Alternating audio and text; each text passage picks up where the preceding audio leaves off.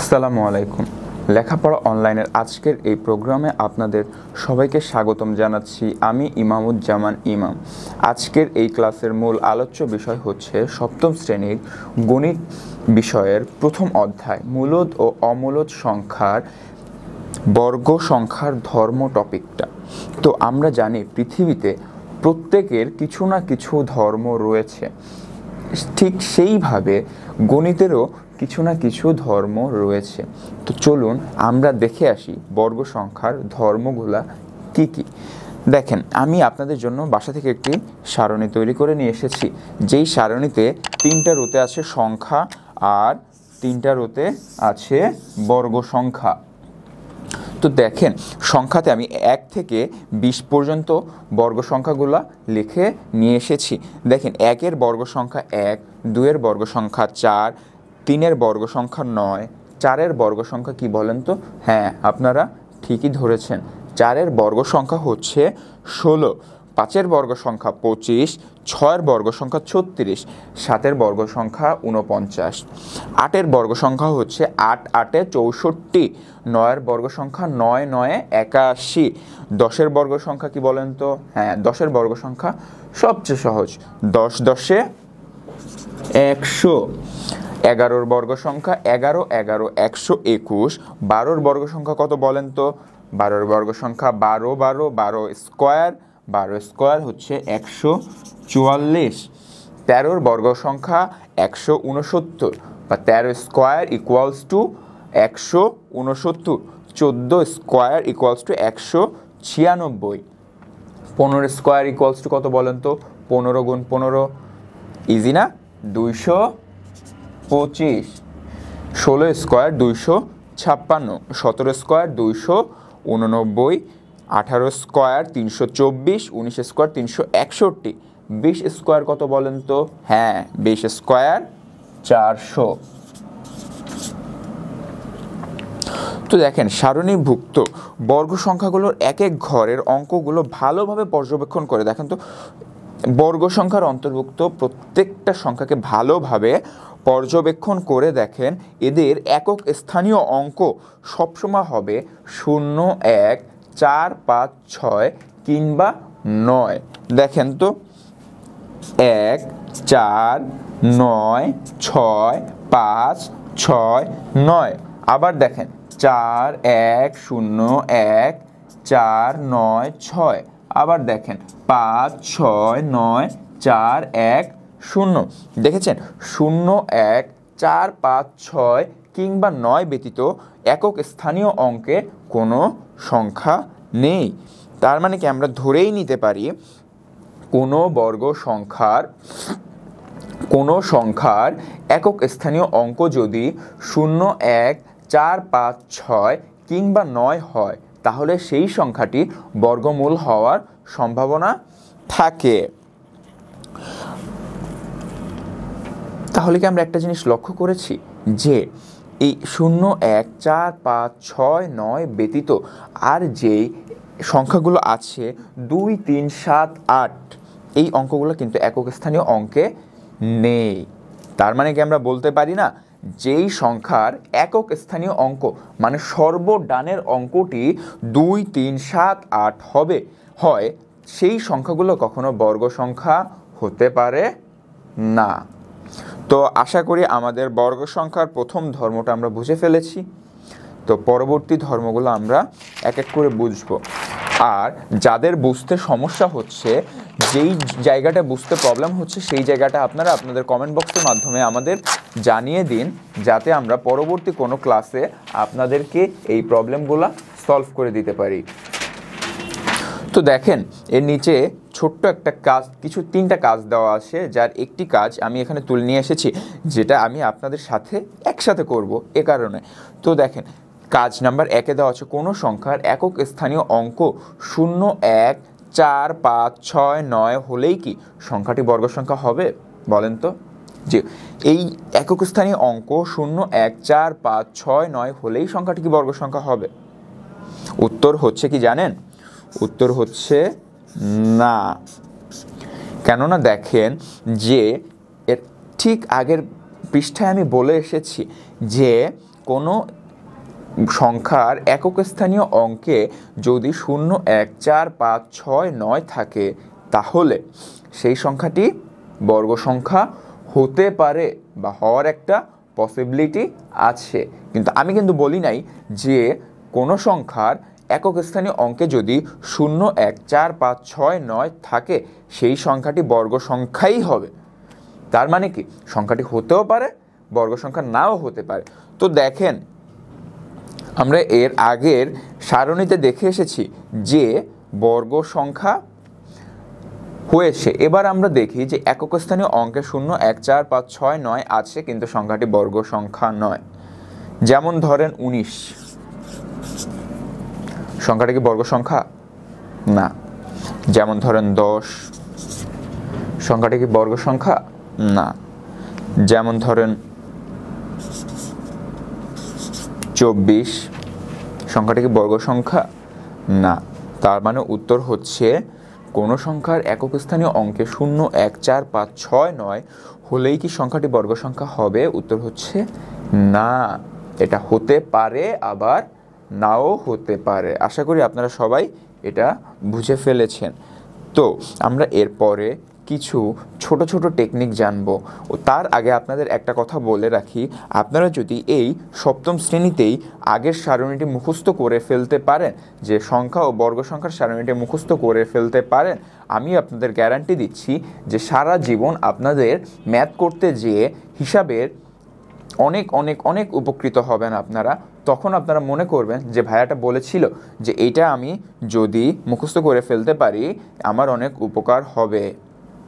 তো চলেন আমরা সারণী থেকে কিছু কিছু অঙ্ক নিয়ে, একক স্থানীয় অঙ্কর মিলগুলো রয়েছে এমন অঙ্ক নিয়ে আমরা কিছু কিছু শর্ট টেকনিক্সগুলা বের করি বা দেখি।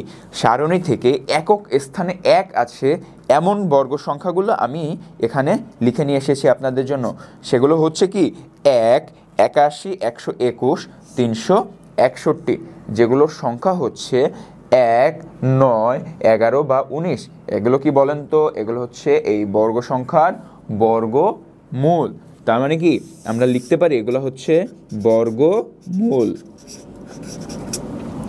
তা আপনারা বলতেই পারেন এখানে আবার টেকনিকের কি আছে। দেখেন টেকনিকটা, বর্গ সংখ্যার সর্বশেষ একক স্থানীয় অঙ্ক 1, একক স্থানীয় অঙ্ক 1, একক স্থানীয় অঙ্ক 1, একক স্থানীয় অঙ্ক 1। আবার দেখেন সংখ্যার একক স্থানীয় 1 বা একক স্থানীয় অঙ্ক 9, আবার একক স্থানীয় অঙ্ক 1, আবার একক স্থানীয় অঙ্ক 9। তাহলে কি আমরা একটা রিলেশন এখানে বিল্ড আপ করতে পেরেছি? আশা করি পেরেছি। দেখেন কোনো সংখ্যার একক স্থানীয় অঙ্ক 1 বা 9 হলে ওই বর্গ সংখ্যার একক স্থানীয় অঙ্ক কি হবে বলেন তো? 1 হবে।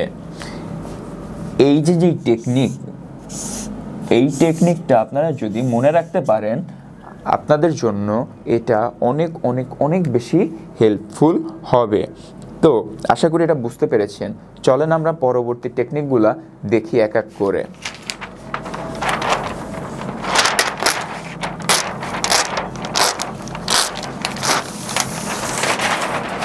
দেখেন ঠিক একইভাবে সারণী থেকে একক স্থানীয় অঙ্ক 9 আছে এমন বর্গ সংখ্যাগুলো নিয়ে আমি আরেকটি ছক এঁকেছি।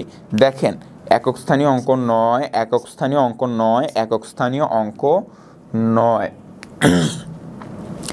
সংখ্যা একক স্থানীয় অঙ্ক 9, একক স্থানীয় অঙ্ক 9, একক স্থানীয় অঙ্ক 3, একক স্থানীয় অঙ্ক 7, একক স্থানীয় অঙ্ক 3। তাহলে কি আমরা এখানেও একটি রিলেশনশিপ কিন্তু বিল্ড আপ করতে পেরেছি। দেখেন এখানেও একক স্থানীয় অঙ্ক সবগুলো 9, এখানে একটি 3 একটি 7, একটি 3 একটি 7, একটি 3 একটি 7। তাহলে কি কোনো সংখ্যার একক স্থানীয় অঙ্ক 3 বা 7 হলে, আমি রিপিট করতেছি, কোনো সংখ্যার একক স্থানীয় অঙ্ক 3 বা 7 হলে সেই বর্গ সংখ্যার মানে সেই সংখ্যার বর্গ সংখ্যার একক স্থানীয় অঙ্ক হবে কত বলেন তো? হ্যাঁ, একক স্থানীয় অঙ্ক হবে 9। আবার দেখেন একক স্থানে 6 রয়েছে, এমন বর্গ সংখ্যা নিয়ে আরেকটি ছক অঙ্কন করি। সেই ছকে আমরা দেখি যে প্রত্যেকটা একক স্থানীয় অঙ্কে 6 রয়েছে। তাহলে কি দেখি তো 16 বর্গমূল কত? 16 বর্গমূল 4। 36 বর্গমূল কত? 36 বর্গমূল 6। 196 বর্গমূল কত? 196 বর্গমূল 14, যার একক স্থানীয় অঙ্ক আছে 4। 256 বর্গমূল কত? 16, যার একক স্থানীয় অঙ্ক আছে 6। আমরা কিন্তু ঠিক একইভাবে এখানেও একটি সম্পর্ক খুঁজে পেয়েছি, যেই সম্পর্কটি হচ্ছে কোনো সংখ্যার একক স্থানীয় অঙ্ক 4 বা 6 হলে এর বর্গ সংখ্যার একক স্থানীয় অঙ্কে সর্বদা 6 থাকবে। তার মানে কি আমরা যখন কোনো অঙ্ক করতে যাব, সেই অঙ্কে বড় কোনো সংখ্যার অঙ্ক যদি আসে, তাহলে যদি দেখি যে একক স্থানীয় অঙ্কে একক স্থানীয় অঙ্কে 6 আছে, তাহলে সেই বর্গ সংখ্যার বর্গমূলের একক স্থানীয় অঙ্কে 4 বা 6 থাকবে। ক্লিয়ার। তো দেখেন এখান থেকে আমরা একটা কনক্লুশনে পৌঁছেছি যে সংখ্যার ডান দিকের অঙ্ক অর্থাৎ একক স্থানীয় অঙ্ক 2 বা 3 বা 7 বা 8, তা কিন্তু পূর্ণবর্গ সংখ্যা নয়। আমরা সারণীর নিচেই একবার বলে এসেছি। আবার আরেকটি শর্ত আছে, যেই শর্তটি হচ্ছে কোনো সংখ্যার শেষ সংখ্যাটি শেষে যদি বিজোড় সংখ্যক শূন্য থাকে, কোনো সংখ্যার শেষে যদি বিজোড় সংখ্যক শূন্য থাকে, তাহলে সেই সংখ্যাও পূর্ণবর্গ সংখ্যা হবে না। তবে এখানে একটি কথা আছে যে কোনো সংখ্যার শেষে যদি জোড় সংখ্যক শূন্য থাকে, সেই সংখ্যাটি পূর্ণবর্গ সংখ্যা হতে পারে। আবার 1, 4, 5, 6, 9 যদি একক স্থানীয় অঙ্ক হয়, তবে ওই সংখ্যাটিও পূর্ণবর্গ সংখ্যা হতে পারে, যা আমি এর পূর্ববর্তী পৃষ্ঠাতেই বলে এসেছি। তাহলে চলেন আমরা সবাই মিলে একটা কাজ করি। কাজটা কি জানেন? এখনই দেখবেন আপনারা কাজটা কি। কাজ হচ্ছে বর্গ সংখ্যার একক স্থানে 4 রয়েছে এমন সংখ্যার জন্য নিয়ম তৈরি করো। আমরা সারণীতে যেই 1 থেকে 20 আর 1 থেকে 21 পর্যন্ত যেই বর্গ সংখ্যাগুলো দেখে এসেছি বা লিখে এসেছি, তার থেকে আমরা একক স্থানীয় অঙ্কে 4 রয়েছে এমন কিছু বর্গ সংখ্যা নেই, যেগুলো হচ্ছে 4, 64, 144, 324। এগুলোর বর্গমূল কি আপনারা বের করতে পারবেন আমার সাথে? চলেন তো বের করে ফেলি খুব সহজে। দেখেন 4, 2 দুগুণ 4, তাহলে বর্গমূল কি হলো? এটার বর্গমূল হচ্ছে 2। 64 বর্গমূল কত বলেন তো?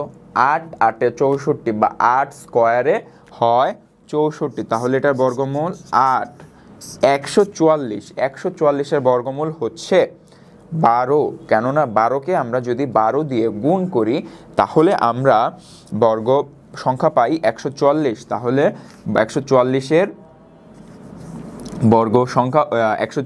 বর্গমূল হচ্ছে 12। 324 এর বর্গমূল হচ্ছে 18, কেননা সেইমভাবে 18কে যদি আমরা স্কোয়ার করি বা 18কে যদি আমরা 18 দিয়ে গুণ করি, তাহলে আমরা পাই 324। দেখেন তো এখানেও আমরা একটা সম্পর্ক বিল্ড আপ করতে পেরেছি কিনা। একক স্থানীয় অঙ্কে 4, একক স্থানীয় অঙ্কে 4, একক স্থানীয় অঙ্কে 4, একক স্থানীয় অঙ্কে 4, একক স্থানীয় অঙ্কে 2, একক স্থানীয় অঙ্কে 8, একক স্থানীয় অঙ্কে 2, একক স্থানীয় অঙ্কে 8। তাহলে এখান থেকে আমরা শর্তটা কি দাঁড়ালো? শর্তটা হচ্ছে কোনো সংখ্যার একক স্থানীয় অঙ্ক যদি 2 বা 8 হয়, তবে সেই সংখ্যার বর্গ সংখ্যার একক স্থানীয় অঙ্কে সর্বদা কত হবে? 4 হবে। ক্লিয়ার? তো আজকে এই পর্যন্তই। আমরা পরবর্তী ক্লাসে বর্গমূল নিয়ে আলোচনা করব। তো ধন্যবাদ সবাইকে।